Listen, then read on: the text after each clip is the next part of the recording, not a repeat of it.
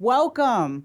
Thank you all for being here with us this evening. It has been a journey, and we thank you for being on that journey with us. When we started the community conversations about 3 years ago, our commitment was transparency and partnership. And so the meeting tonight is a continuation of that. We have our partners, Confluence, here with us. We'll introduce them to you this evening, and we'll give you some information on where we are in the sale process. But most importantly, this meeting is for you. So we invite you to ask your questions. We want you to leave here comfortable with all of your questions answered. So we welcome you here tonight, and I will turn it over to Jessica to do the safety tail board. Hi, everyone. I'm Jessica Tremontana. Thank you. I'm Jessica Tremontana. It's nice to see you all. Thank you for coming here and for your time tonight. So we do what's called a safety tailboard. That's just walking through and helping everyone think through worst case scenario, who's going to help in that case scenario. So we're at 122 West Superior in Muir. If you have to exit this building for any reason, we ask that you go out the front door. As you heard, there's a different group meeting in the back for a holiday dinner. If anyone needs to take shelters for any reasons or use the restroom, you will go through this door right here. There are restrooms in there. Again, you can also exit the building out the front door. If anyone needs anything, my name again, Jess or Jessica. My number is here, 911. If anyone has to call 911, Anna, do you mind raising your hand? Thank you. Emergency responder, if we need an emergency responder, just in case. Again, we think through all these scenarios. Megan? Thank you, Megan. CPR, if anyone needs CPR, Katie Carey is ready to save you. Katie Carey, please raise your hand. I am ready to save you. Thank you, Katie. There is no AED, so again, if anyone needs medical attention, please let us know. We'll call 911. Fire extinguisher, Adam Monroe. Thank you, Adam. Hazards, again, we think through if anyone has to walk out of this room quickly for any reason, just be careful, please exit slowly. Think about things that you might trip over. For instance, the chairs, the cords, bags, coats. Again, just trying to think through, making sure everyone is safe. In the event of an active shooter, hopefully we don't encounter that, but we ask everyone to run, hide, silence your phones, fight. You do you. So. Again, we appreciate everyone being here tonight. Thank you so much. I want to now introduce Maggie. Hey everyone, Maggie Pallone. I'm with Public Sector Consultants. We have been the third party facilitator of these community conversations since 2023 and really excited to be back in this community today to talk a little bit about the dams and introduced Confluence to this community. So I have kind of three meeting purposes for the meeting today. First, I just want to provide you and have the consumers team provide you with more information about their long-term strategy and how we got to the decision we're at today to sell these assets. I want to have them explain to you what you can expect going forward. And then, like Angela said, this is really an opportunity for especially Confluence to hear from you and gather your feedback and answer your questions as we think about what the next 100 years of dam ownership in this community looks like. So I do have a couple of rules for engagement. I don't expect anybody to be getting out their guns and shooting back at me, but just in case, it feels even more relevant than ever to maybe walk through some of these. So actually, we're not going to do question cards. This is a small enough room. We had 184 people last night. Question cards and comment cards became a little bit more important. But I do ask that you just be respectful. I know that this is a really hot topic, but there's also, and that you feel pretty passionately about your position, whether the dam stays, whether the dam goes, whether or not the sale's a good idea or bad idea. But I can guarantee you not everyone in the room has the same opinion. So I'm just going to ask that we're respectful, that we don't yell at our neighbor and our community members if you don't like their opinion or you don't think that their question is the right question. I would just also ask that we stay on topic. If you have a question like really specific to your parcel or your property, or a question that's not at all related to the dams, we have a whole host of community consumers energy team members over on the other side of the room that are more than happy to help answer your question. Let's just not have the whole community have to take the precious time that we have tonight to have to listen to that question. And then please wait your turn. I don't want to have to ask anybody to leave, but if you become really disruptive, I will. It's not fair to your community members and neighbors who have given up their evening to be here with us tonight. So I hope we all can agree that those are fair ground rules for all of us today. We will end right at 7:30. I know that you're giving up a lot to be here tonight. If we don't get to your question for some reason before 7:30, folks will stay here as long as they need to get your questions answered. But I will wrap up the formal part of this meeting. I see Rick looking at me saying, like, Maggie asterisk that. We'll stay here a reasonable amount of time after the meeting to get all of your questions answered. Just one more thing too, I just want to talk a little bit about, we have invited Confluence here as our guest tonight. They are not the owners of these dams yet. They are 60 days into what others will talk about, a 12 to 18 month process. And so while for sure they have plans and they've done their due diligence to think about buying these dams, I don't expect they're going to have an answer to every question tonight. But what I do hope we can do is give them the feedback and give them what's important to this community for them to take back as they develop those plans. By the time they take ownership in 12 to 18 months, they'll have a lot more questions and a lot more details for you. But just want to ask for a little bit of grace as we've invited them here tonight to listen and learn. So if this is for some reason your first time that you're hearing about these dams and like, oh my gosh, these dams are being sold, I didn't even know that consumers own my dam, let me just give a little bit of background for everyone. So this is one of 13 dams in Consumers Energy's fleet of dams across Michigan. They have 6 on the AuSable, 1 here on the Grand, 1 on the Kalamazoo, 2 on the Manistee, and 2 on the Muskegon River. As we have thought about this process and as consumers has went through this process to think about selling, it really started, we got involved in 2022. They had been thinking about their dam portfolio for 107 years as they've been owners of these dams.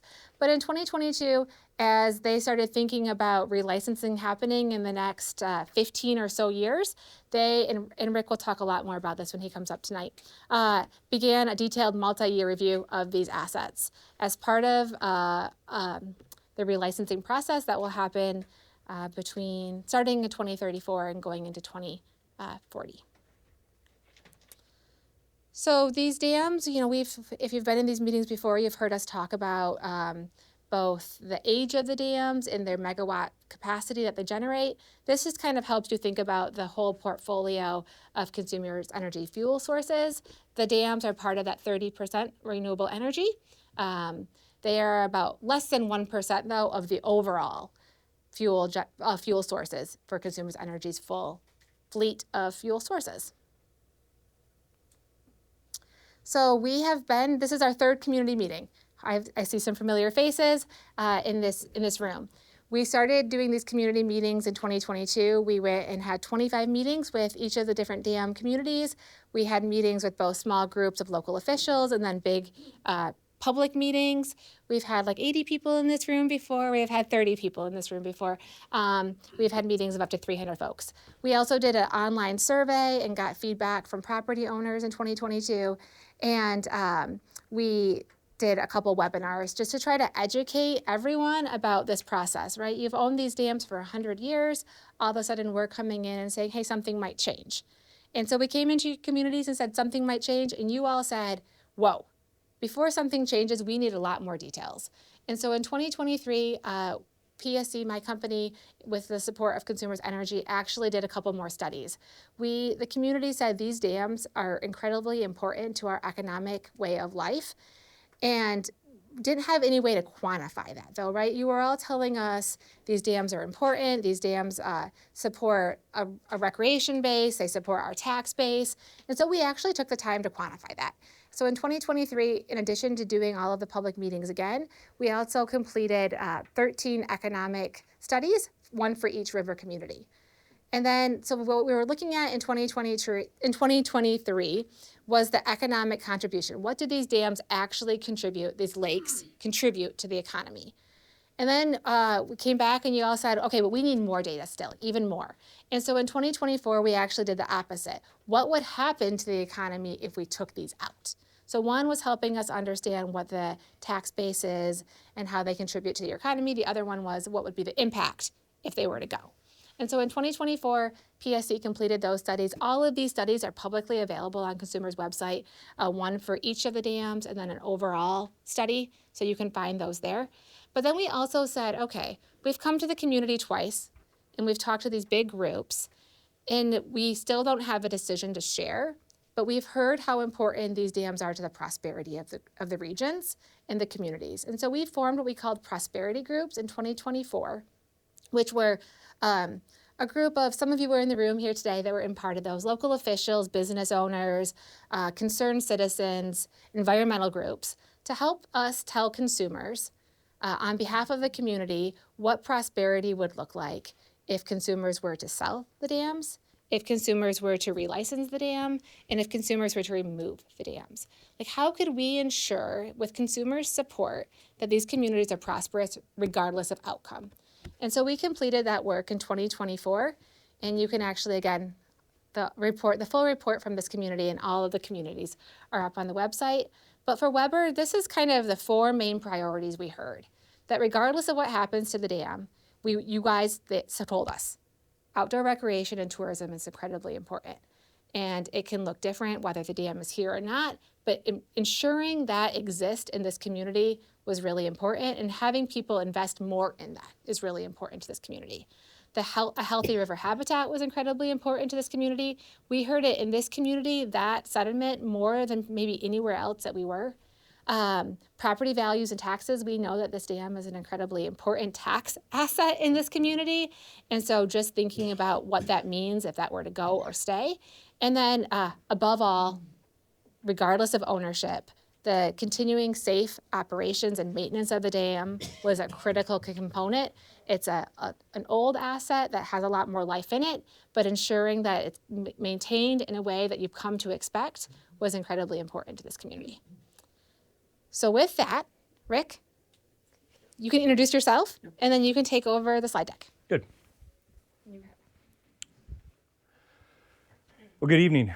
My name is Rick Blumenstock, and I've been with Consumers Energy for 32 years, as my gray hair would probably tell you. So I am an engineer. I am the Executive Director of Engineering, and I oversee our generating fleet, at least the engineering for the generating fleet. I was one of the principal negotiators of this sale, and I drew the short straw with the other negotiators, so I'm here tonight. So I'm delighted to be here. I am going to tell you about the why on our decision to sell. I'm going to give you some details about the sale itself. And then I'm anticipating you have questions on, will the dams be safe after we sell them? Will my rates go up because we've sold them? And what's going to happen with the properties? So I'll try to address those 3 questions. So how did we get where we are today? As we've said, we've agreed to sell our 13 river hydro facilities to Confluence Hydro, who is here this evening. That journey started a little over 3 years ago when Maggie got involved with us, or tangled up with us. Back in 2022, we took a step back and we looked at our entire generating fleet. And it was during a time that we were looking at our entire generating fleet anyway, as we were working with our Public Service Commission in our integrated resource plan. And we stepped back to look at our river hydro fleet to see where it fits in the future of how we're going to provide customers with energy. We agreed with our Public Service Commission that we would hire an independent consultant, a well-known hydro engineering firm, to do what's called a roadmap study. A roadmap, simply, what are your options for the fleet, and how do things like you see in these bubbles here, how are they affected by each option? As Maggie said, the 3 options that we looked at were selling the facilities, decommissioning the facilities, which looks like removing the dams and returning the rivers to their original state. And the 3rd option is continuing to operate the dams. While that independent engineering firm was doing their studies, as Maggie said, we came out and we visited with all of you and the other 13 communities, and we heard loud and clear that the preference is to keep the impoundments in the dams and the way of life that they've provided for, on average, 107 years for these communities. We received the study back in 2023, and it recommended that Consumers Energy should look at selling the facilities. If we can sell them at a cost for our customers that is less than what we would have to charge our customers if we decommissioned or continued to operate, it made financial sense for our customers from an electric rate perspective. If you meet these other requirements too, then that's the recommended path forward. And it did meet those other requirements. So we decided in 2024 to do what's called a request for proposal. You can think of that like an auction. We go out and we say, we have 13 hydro facilities. Who's interested in buying these? That's a request for proposal. We structured that sale such that we would sell the facilities for $1, as many of you noted, $1 for each facility. And in return, Consumers Energy would buy the power from the dams for a 30-year period, a long-term power purchase agreement. You're going to hear me use that term, power purchase agreement, PPA, power purchase agreement. So there was that change. We'll give you the assets, and in return, we'll buy the energy back from the assets. We had more than 40 organizations that participated in this auction or RFP. And there were 15 that actually provided bids. We put them through a very rigorous evaluation. And we weeded out 8 of the entities. We were left with 7. With those 7 entities, we spent about 5 or 6 months providing thousands of documents so that the purchasers knew what they were getting into. We provided information from the past, from the current, and where we were taking the dams as far as investment and maintenance. And so they knew fully what was going on. We also had a chance for them to come out and kick the tires and, so to speak, inspect the dams, bring their insurance people, their engineering people, come out and look at the dams. And that due diligence wrapped up about September of last year, and then we went through a 12-month process to negotiate the deal that I'm here to share with you today. 12 months is a long time, and but the company really wanted to get the transaction right. This transaction that we're talking about impacts everyone. The company that's purchasing it, the company that's selling it, you, the communities, our employees. So we took the time to get it right. It's a very complex transaction too, so there was a lot of pieces there. But I want to talk about how we vetted the buyers. I've got 5, I'll say, criteria here. That's not an exhaustive list, but it's the big ones. So when we looked at the counterparties that provided bids, these first 2 here were, I'll say, gating qualities that we were looking for in somebody that would own the dams. They had to be safe, and they had to have the financial wherewithal in order to be able to own them. That simple. And we put them through, we asked a lot of questions, particularly around safety. I'll touch on that one here for a minute. We asked for their historical safety record. We also asked for their safety program. If you own a dam, you have to have a documented safety program. And we just asked them to share that with us and for all the bidders. And anyhow, we did safety, we did financial strength. We also asked for qualifications and experience. We wanted to put these assets into the hands of somebody that's operated hydro facilities in the past, knows what it takes. And we asked for a public partnership plan. It's kind of a unique aspect of our solicitation. We asked the bidders, how are you going to interact in the communities? Because we wanted to put these assets in the hands of a company that would be like us, good community partners. Then, of course, there was pricing, the big piece of going through the sale process. We did negotiate a sale, and here's some highlights. Again, we structured this transaction to provide a long-term revenue source for Confluence Hydro, the purchaser. We've agreed to a 30-year power purchase agreement, or for 30 years, buying all of the power that's produced by the facilities. In return for all that power that's produced, the energy, the capacity, renewable energy credits, that's aspects of the value of that energy produced. We get that. We get title to that. And we are able to serve our customers with that. So they generate it, we purchase it, and then we turn it around and sell it to our customers. A big piece of this transaction is cost. And as you'll see in a moment, the sale is lower cost ultimately for you and me and all of our customers versus the alternatives of decommissioning the dams or continuing to operate. The sale also calls for Confluence Hydro to offer equivalent positions for 65 of our employees that currently support the River Hydro fleet at Consumers Energy. So that's a real positive part of this transaction because they're getting a ready-made workforce of world-class people, in my opinion, that have operated these assets for years, perhaps even generations, and have done so safely and efficiently. And lastly, this transaction also involves all the property that comes along with these assets. So There's an entity called FERC, the Federal Energy Regulatory Commission. They have safety oversight of how we operate our dams. They also keep track of the properties that are involved with them. And so the properties that are contained in that, we call them FERC boundary. And all of that property is going to be transferred to Confluence Hydro. First question, are the dams going to be safe post-sale? That's the most common question that we get. And the answer to that is yes. I had a person, we were at Allegan last night with a similar discussion. And I had a person come up to me afterwards and say, would you let your mom live on this impoundment post-sale? Do you feel that safe? And I said, yeah, 100%. I entirely feel safe. The reasons for that is on this slide here. So again, we fully vetted the bidder safety records, and I can sing the praises of the Confluence Hydro people that'll be up here in a minute. They have a very solid safety program, and they've got a very good history, great history of operating the asset safely. I've got Hull Street Energy here. That's the parent of Confluence Hydro. We negotiated with Hull Street, and we're going to sell the assets to their subsidiary, Confluence Hydro. But they have successfully navigated a license transfer in the past. And this is important. I want to make sure you get this. The Federal Energy Regulatory Commission oversees the license that we hold as Consumers Energy for these assets. If we sell, we can't just unilaterally sell to another party. FERC has the sole authority to approve our transaction, that license transfer. And FERC will do its due diligence. Is the counterparty that will be assuming ownership, are they safe? And do they have financial wherewithal? There's other aspects that they look at. But the key thing is that in recent history, Hull Street has executed sales, had license transfers, and FERC approved them. They have proven to be safe in their mind.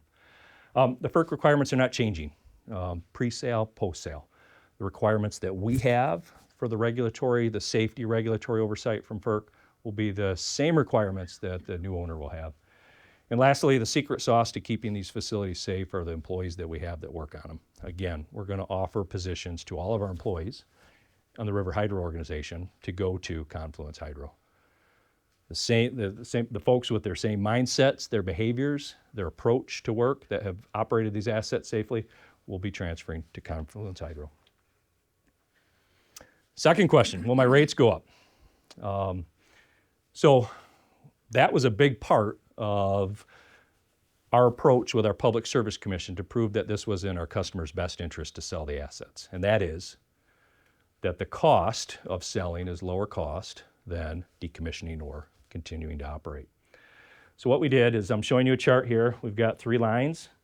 This blue line here is incremental rate impact for sale with the PPA. The orange line is decommissioning, and the green line is continuing to operate. What I'm showing you here is just incremental rates over time, over the next 30 years. So all of you are residential customers, you pay 16 cents a kilowatt hour. This is the increment on top of that you'll have to pay because of this transaction. And I want to point out that it's a very, very small increment. So in the first 5 years, selling is about 0.07 cents per kilowatt hour. So if you were to take a penny and cut it into 15 pieces, 1/15 of a penny is how much the rate's going to go up. Very small, very minimally. There is a cost advantage between this blue line and then the next path forward, which the lowest cost next path would be the orange line, which is decommissioning. And over a 30-year period, to translate that rate into just dollars, there's a savings of about $525 million for the company to sell versus decommissioning. So there's a significant dollar savings, just looking at it in a different way than just rate impact. Sale process and timeline. We have filed with our Public Service Commission for approval of the sale that we've negotiated with Confluence Hydro. We can't unilaterally effect that sale. We have to get approval from our Public Service Commission. We've also applied with the Public Service Commission for approval of the power purchase agreement that I've been talking about. So those 2 things, we've asked them for approval. We filed that on Halloween of this year, so October 31st, 2025. We also have to file with FERC to get approval for the license transfer that I had talked about. And we did that on October 30th. So we have made filings with our regulators to get approval of this sale and transfer of the license. It's uncertain as to how long those processes are going to take. We are estimating at this point 12 to 18 months. Property rights, we only hold one agreement here on Weber Dam of a property right, and that's for the boat launch. We have that, we have a lease with the state for that boat launch. And it's our intention that we will transfer that lease to Confluence Hydro. We're not gonna make any change to that lease through our ownership. Once the sale is approved and we close, we will assign that lease to Confluence Hydro. And so I'll leave you with this, what's not changing? Consumers Energy is still going to be present in this community. We'll still have electric distribution service. We're still going to purchase the power from Weber Dam and turn around and sell it to you. We're going to be present, and you're going to see our blue and white trucks out there building lines, fixing substations, restoring lights sometimes. The recreational access will continue. I've talked with some of you before the meeting, and that was a big thing, and that was what we heard in the prosperity groups. That will continue. And then lastly, the safe operation of the assets is not going to change for all the reasons that I just discussed throughout the presentation. So with that, I want to introduce Natalie from Confluence. Well, thank you all so much for coming out this evening. My name is Natalie Joubert. I'm the Vice President for External Affairs and Policy at Confluence Hydro. I'll quickly introduce my team. We're all in the gray sweaters here. You're going to hear from Jillian Lawrence, who's our VP of Asset Management and our dam safety engineer. Tara Dedrickson, who's our analyst and is leading the transition. And then Mark Fisk is back there in the corner. He's one of our consultants based here in Michigan who helps us with communications, public affairs, and engagement in the community like we're here tonight. So a little bit about myself. First off, I've been in this sector about 15 years. I am passionate about working in energy, working in power, and making sure that we're keeping the lights on for folks. I've done this type of role, engaging with communities for a very long time, and really understand the importance of making sure that we have an open and transparent dialogue. So Confluence Hydro, who are we? We are a company exclusively dedicated to upgrading and maintaining hydroelectric dams. We passionately believe that dams like this can and should continue to provide clean, safe, reliable power, as well as all the recreational benefits that so many communities like yourselves have come to enjoy. Our parent company, Rick noted, Hull Street Energy, we are a U.S. investment firm. We're based just outside of Washington, D.C. in the Maryland suburbs.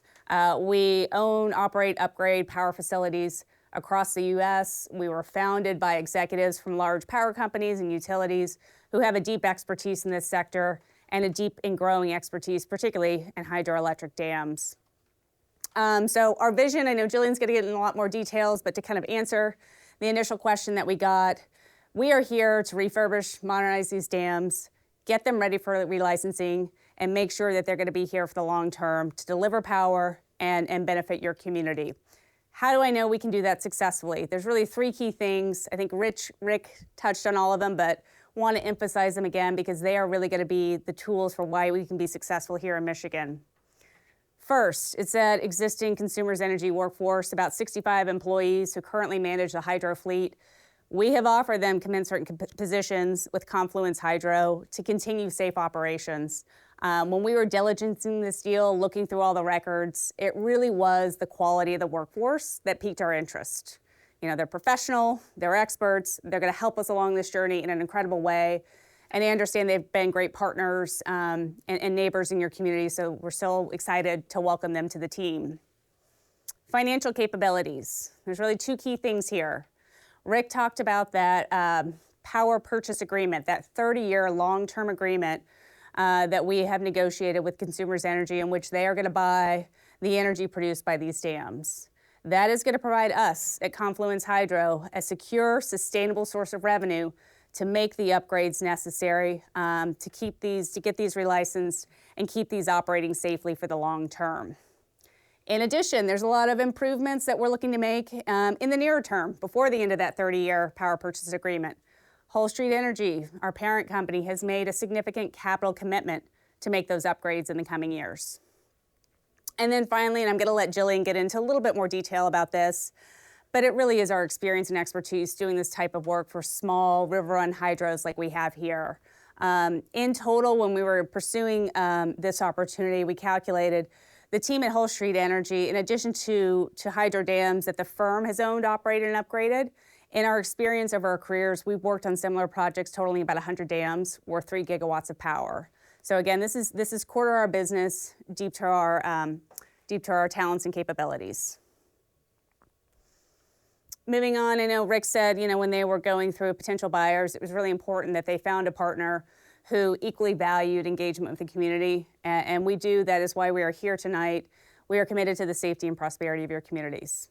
I think consumers, Maggie, your team, we got a fantastic job over the past few years engaging you all in the decisions. We've read a lot of those reports. We're internalizing the recommendations. But really, and most importantly, we're here tonight because we want to hear directly from you.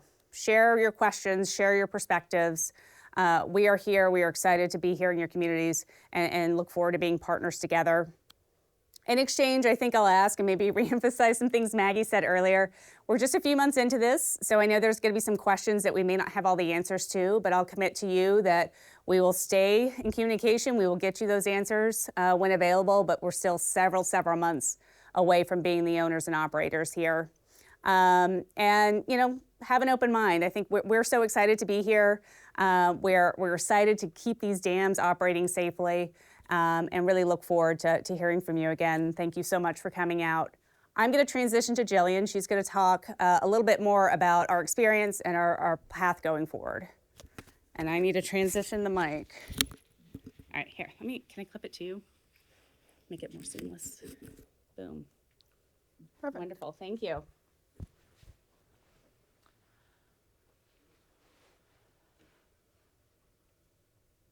Okay, so at Confluence Hydro, we are committed to safety. It's our foundational core principle. It's in everything we do.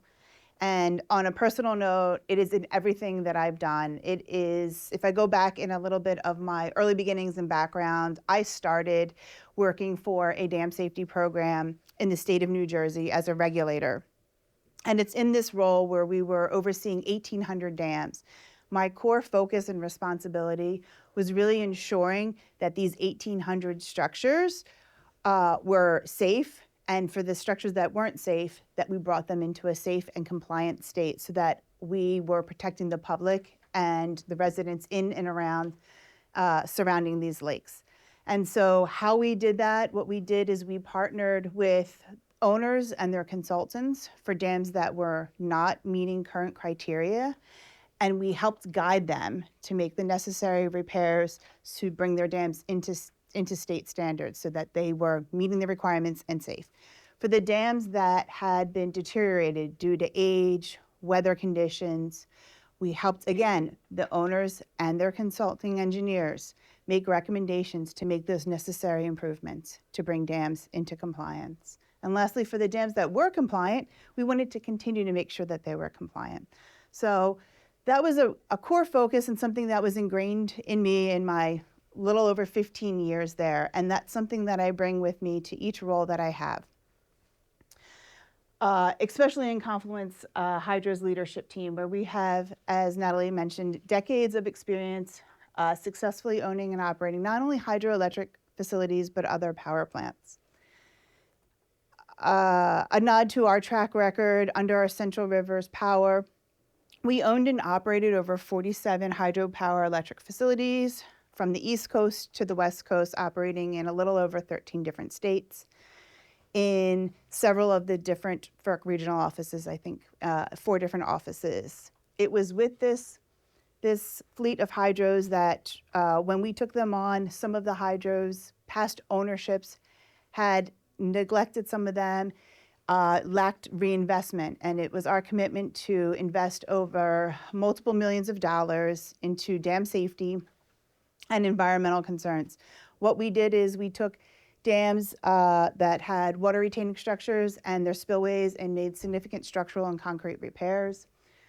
We also brought some of those dams that weren't compliant with the federal and state and local guidelines and brought them into compliance.